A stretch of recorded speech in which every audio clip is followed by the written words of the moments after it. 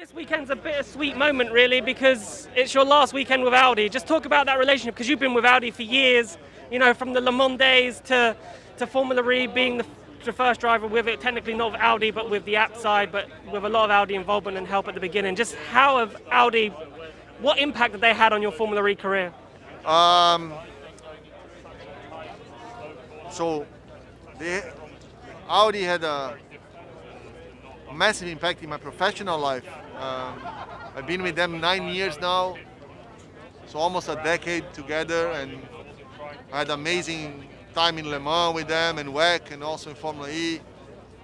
So it's really, really a shame that they are leaving Formula E, because it's almost like ending a relationship that you still love each other. You know, we're still working together, we still have fun, we still enjoy the relationship, but we have to finish because they go somewhere else. They go to rally now, and they go to Dakar, and it's not my specialty. It's not something I know how to do it, so it makes no sense.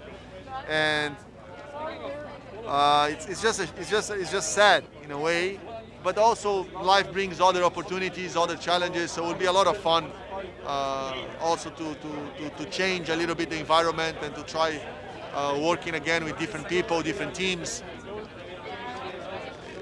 But in the end, if I could have stayed with Abt, I would have stayed. And then obviously, in terms of your career now in Formula E, I know you want to stay in Formula E, but the options are getting narrower and narrower. Obviously, Jake Dennis has been signed by Andretti. You know, Virgin, Jaguar have tied up their drivers. What options do you have left on the table? There's a couple of spots available still. There is one spot at Andretti, there is one spot at Penske, there is one spot in Nissan, there's one spot in Venturi. So there are still a few options, but my decision will be in which team I have the biggest chance of winning next season. So what is the best powertrain, what's the best package, and then the decision will be very soon after the end of the championship, and probably announcement straight after.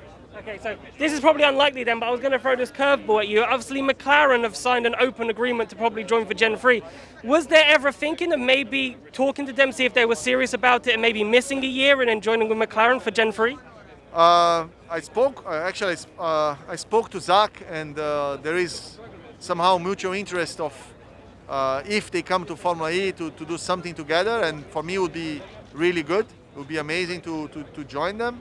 But at the moment it's just they haven't committed. So the next step will be for McLaren to understand if they come or not, and they have to make the decision soon because you have to develop the Gen 3 powertrain. And then if they do, of course, I think there's nobody on the grid that would say that they don't have interest of driving for McLaren.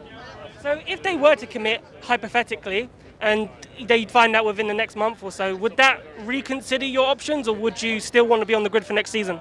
I think it's important to be on the grid for next season. It's important to keep driving, to learn the tracks, and to keep the experience. But in a competitive team, if you're not in a competitive team, I think then I would definitely consider skipping 1 year and coming back for Gen 3.